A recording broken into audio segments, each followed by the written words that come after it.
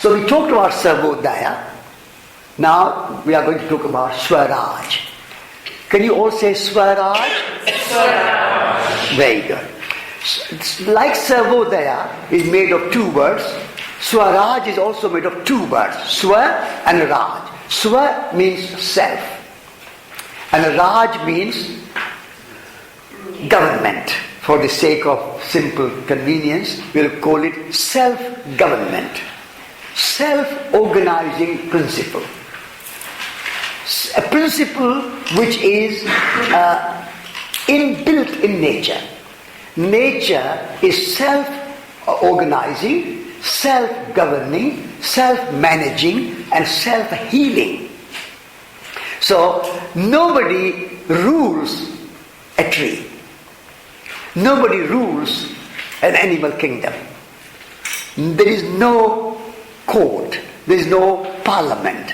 There is no White House. There is no centralized one organization which tells everybody how to behave. So nature is a self-organizing system.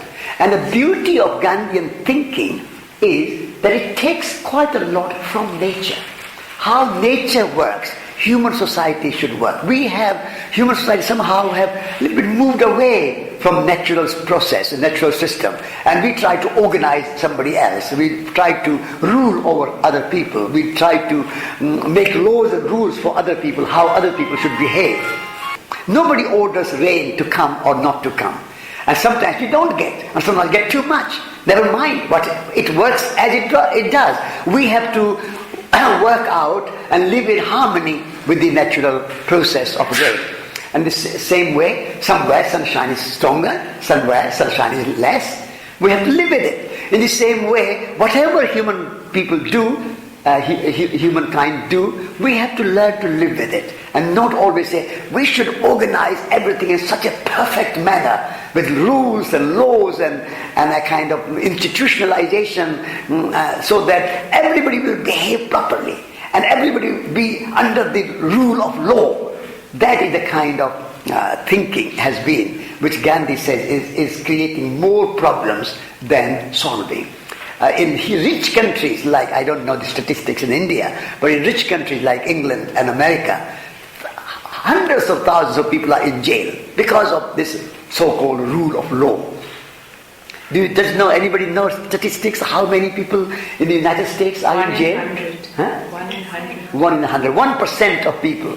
There are more people in the United States jails than on the farms producing food. Same problem is in England. Something like, I don't know, 100,000 or more people are in jail. Rule of law. So Gandhi was not in favor of so-called rule of law. He was in favor of natural law. Natural law is self-organizing, self-governing, self-managing, and self-sustaining system. So Swaraj is self-sustaining, self-managing, self-governing system. Now how you do that? So first of all, you start with yourself. I should not expect somebody else to tell me what to do. I should be self-organized. My body is self-organized. So if you take the blood system, the digestion system, the sleeping, or the working, everything. So first of all, I need to organize my own life in such a way that I don't have to be told by my parents or my teachers or my governors or government rulers or anybody else how to. I need to develop my own intuition and my own intelligence and my own wisdom so that I can live in harmony with the natural world and in harmony with the human world. Then it extends to family.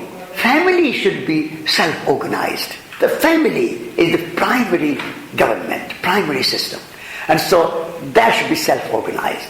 Then you extend that family, as we talked this morning, the whole earth is family. But before we come to the whole earth as family, we go into smaller communities. So Gandhi created the idea of village republic. This was a kind of novel idea, village republic. So every village should be a self-governing, self-sustaining, self-sufficient unit as far as possible.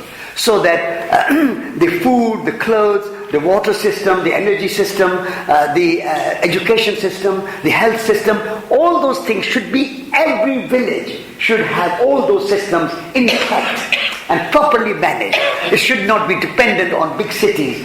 Every village should have a carpenter. Every village should have an architect. Every village should have a temple. Every village should have a shop. Every village should have a weaver. Every village should have a shoemaker. Everything should be a primary village community. Then you don't have to transport things. Building all these roads and railways and aeroplanes and buses and lorries and trucks and so much transportation we have built, so that we are just carting things from here to there. But our modern industrial mindset is to see villages, as we talked this morning, as undeveloped, backward. If you cannot find a job in a city, if you cannot afford to live in a city, then you are forced to live in villages. But if you can live in city, if you can find an office job and have a bank account and have a car, then you are advanced, you are in progress. So self-organizing system of the village. Then, of course, as individual we cannot meet all our needs, so we need family. And family cannot meet all our needs, then you need a village community. So village community may not be, so he was not a puritanist, he was not an exclusivist. He understood that there are other things where we need a little larger community. So you can then go to district and say, if the 60-70% of our needs are met in the village, then maybe 20-30% of our needs can be met at a larger scale. So, for example, in every village you may not have a kind of art college or something like a theatre or something like that. So you can have some travelling performers or even some towns for markets and so on. So let us have some district government which is supportive, but also, and again, self-organizing districts. And then the state. And then countries. Countries should have very minimum power. The central government should not be seen, should not be heard, only should be felt. And he gave an example that like you have a necklace. Necklace has many, many nice beads. And you wear it. It looks beautiful. But it is held together by a thread. But you never see the thread. Thread is only to coordinate all the beads. This the same way, the role of the central government in New Delhi, or in London, or in Tokyo, or in Paris, or Moscow, or Beijing, or whatever the country you are from, the central government should be a very humble and very simple and very discreet coordinating body, so that some communication, some understanding, some national ethos can be maintained. So that was his idea. And then we have whole world as our self-organizing, self-sustaining community. So Gandhi was a universalist. For him, the whole universe, like we talked this morning in Sarvodaya, we also talked about in Swaraj, he said that we are world citizens. We must not think that I am Indian and you are Pakistani, and I am French and you are English, and I am American and you are Chinese. All these kind of divisions have to be transcended.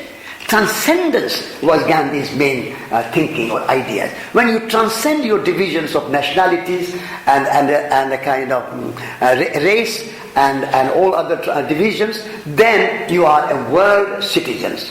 So Vasudhaiva Kutumbakam, we talked this morning, and Swaraj interrelated, that we are citizens of the world. And then not only human society, we are also members of the earth community, which we talked this morning. So that's also self-sustaining Gaia. And this is a scientific idea. what Gandhi was talking about, self-managing Swaraj, Gaia is Swaraj. Because if you read the theory of Gaia as explained scientifically by Lynn Margulis, American scientist, holistic scientist, and James Lovelock, the British scientist. James Lovelock says the whole earth is one living organism. And this one living organism maintains its temperature and its climate and its atmosphere in a self-organized principle of Swaraj. He doesn't understand the word Swaraj because in Hindi, but the word he uses for self-governing, self-sustaining system, earth system, that is exactly what Gandhi talked about, Swaraj. And so this way, whole earth maintain itself, humanity maintain itself, nations maintain themselves, and the power maximum power should be at the grassroots and organizing power, and the minimum power should be at the top level, national and international. So United Nations, for example, should not have too much power. It's only a body to communicate and coordinate and issues like oceans and atmosphere and the kind of international issues where you have to, or conflicts, wars and disputes of border and anything like that between nations. Then you can go to International Court in The Hague, or you can have some UNESCO services, or you can have some other kind of UN services.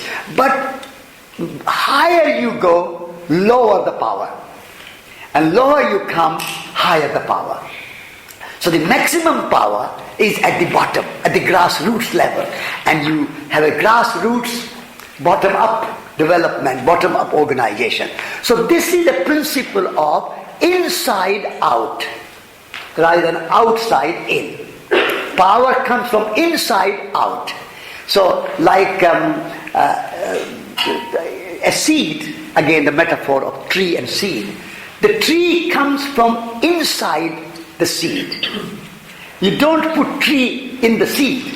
You take tree out of the seed. So the seed is the most powerful, even though it's a very kind of small, like individually small, and it's very, so doesn't seem like significant, but all power is in the seed. And then power should come from inside, grow out.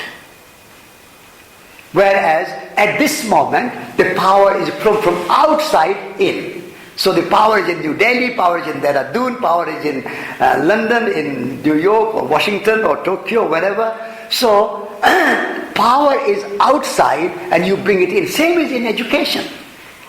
Education, you think that the individual child is empty, doesn't know anything. You are the philosopher of education. And you know that our educational system as it works today in modern industrial society says the child doesn't know anything.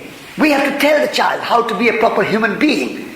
It's like telling a seed how to be a tree. A mango seed, you don't know anything. I'll tell you how to be an oak tree or a mango tree.